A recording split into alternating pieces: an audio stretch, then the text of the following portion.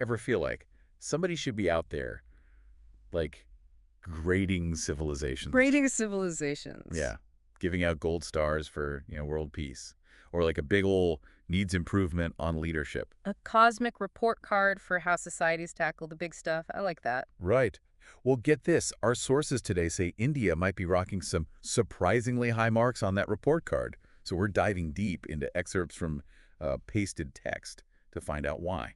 And the author's starting point is fascinating. They argue that it's not about each civilization facing like unique challenges. It's about the different approaches they take to the same kind of universal problems. Okay, so like problem number one on this hypothetical report card. How about the multiple tribes issue? The multiple tribes issue. Yeah. Sounds kind of old school, but the text argues it's huge EE.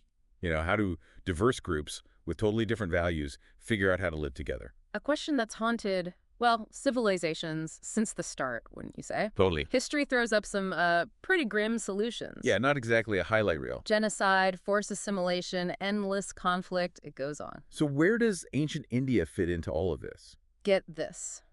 The author points to ancient India as a potential alternative path. Okay.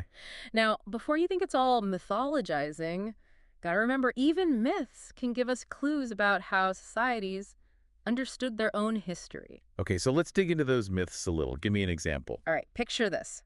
The Samudra Mandala, the epic churning of the cosmic ocean. You familiar with that story? Oh yeah, always love that one. Right. So action-packed. Exactly, but here's the thing. It might also hint at how early Indian tribes chose to cooperate instead of wiping each other out. Like how they divvied up the treasures, the elephant Airavata, the horse Uchaishavas. Not exactly your typical spoils of war, are they? Right. Plus you've got figures like Shukra and Bahasmati, each representing different worldviews, yet working together.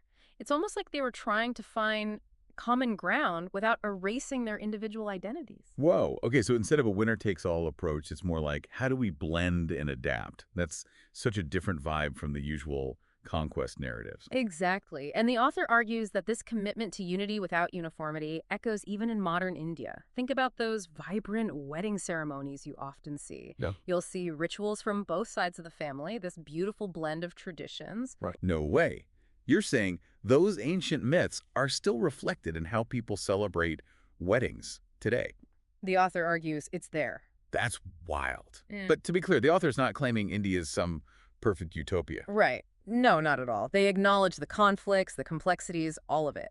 But the point is how deeply rooted this commitment to coexistence appears to be in the grand scheme of Indian civilization. Fascinating. Okay, so say you've got different groups coexisting. Next big question. Who's steering the ship? And from what I'm seeing, India had some strong opinions about leadership. Oh, absolutely. The author compares it to Western democracy, Chinese authoritarianism, even the Islamic concept of a divinely ordained order.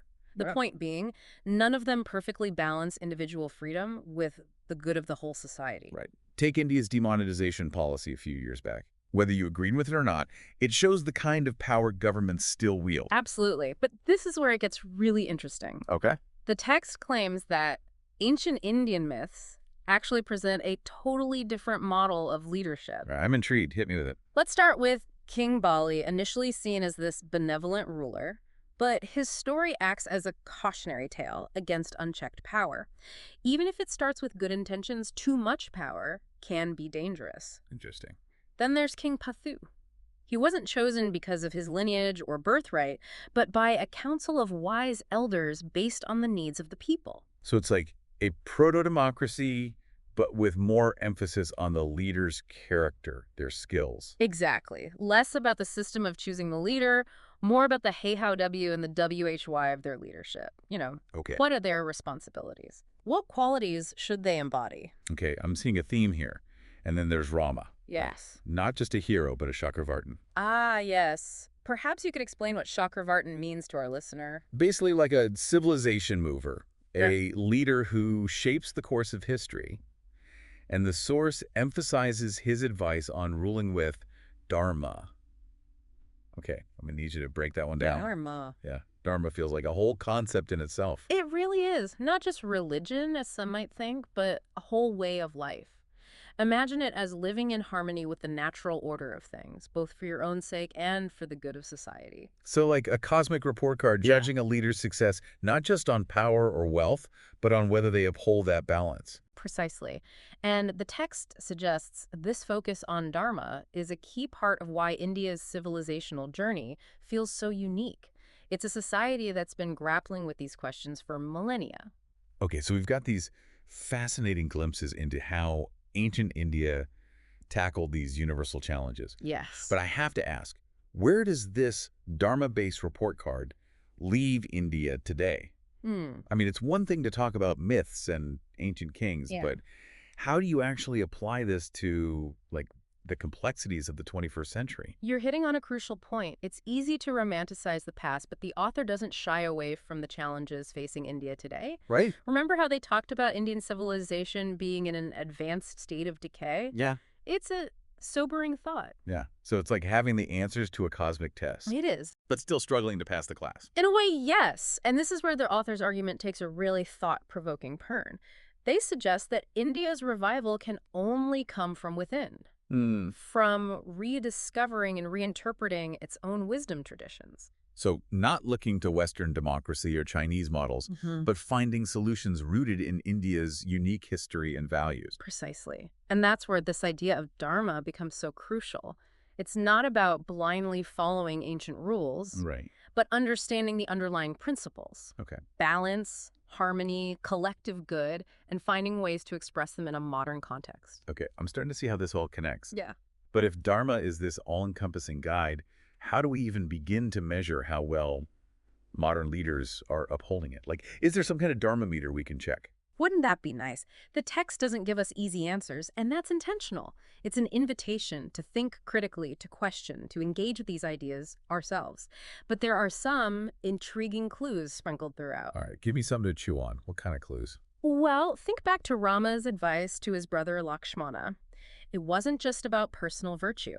Right. Rama emphasized leadership that prioritizes the well-being of all members of society, particularly the most vulnerable. So not just about economic growth or military strength, Mm-hmm. but about creating a just and equitable society. Exactly. And remember, King Pathu, chosen by those wise elders based on the people's needs. Yeah. It makes you wonder, how well does our current system of electing leaders reflect that same focus on qualities, Right. on competence, Yeah. on genuine service to the people? Those are some seriously big questions, and I'm not sure I have the answers.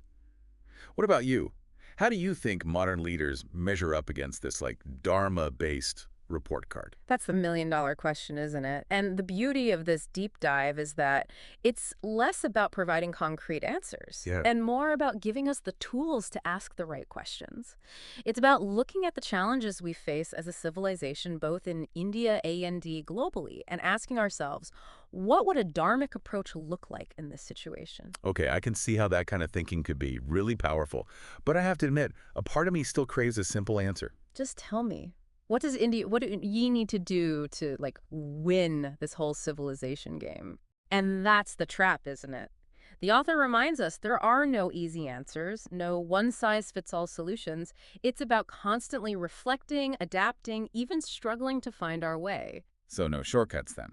Not when it comes to something as complex and multifaceted as civilization building, but perhaps instead of looking for shortcuts, we should be asking ourselves, what kind of ancestors do we want to be? What legacy do we want to leave for future generations? Wow, okay. You just took this to a whole other level. Did I? But I get it. It's not just about, like, winning. Right. It's about the kind of world we're creating in the process. Precisely. And the source material implies that Dharma, that ancient wisdom, can be a powerful compass as we navigate these complex questions. So where does this leave us? We've been talking about civilization report cards and ancient Indian wisdom, but it feels like we've stumbled onto a treasure map without any instructions on how to read it. And maybe that's the point. Yeah. What if there are no fixed instructions? Okay. Only a compass guiding us. Well. We're the ones writing the guidebook. Yeah. With every choice we make, every value we prioritize, every leader we choose. Okay, now you're making me think. It's like we've got this ancient compass, dharma, Yeah. pointing us toward a better future.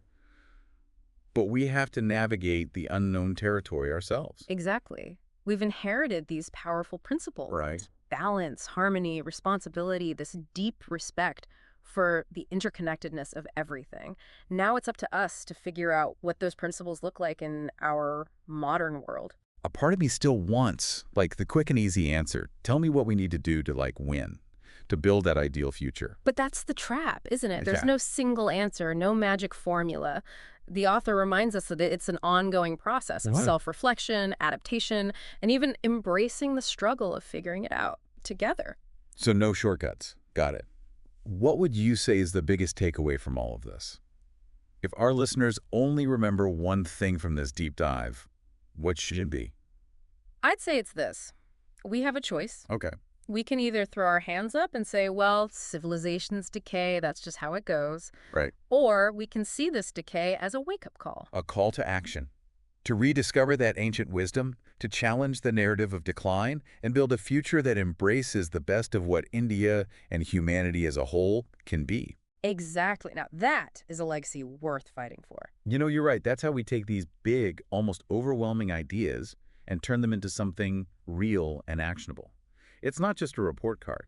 It's a roadmap. And sometimes the most profound journeys begin with a single question. So as you reflect on everything we've discussed today, ask yourself, what does dharma-driven action look like in your own life? Mm. How can your choices contribute to a better future for yourself and your community? Those are some powerful questions to consider. That wraps up another incredible deep dive. Until next time, keep exploring, keep learning, and keep asking those big, important questions. And who knows, you might just find some surprisingly ancient answers that resonate in our modern world. I love that. Yeah. Until next time, happy learning, everyone.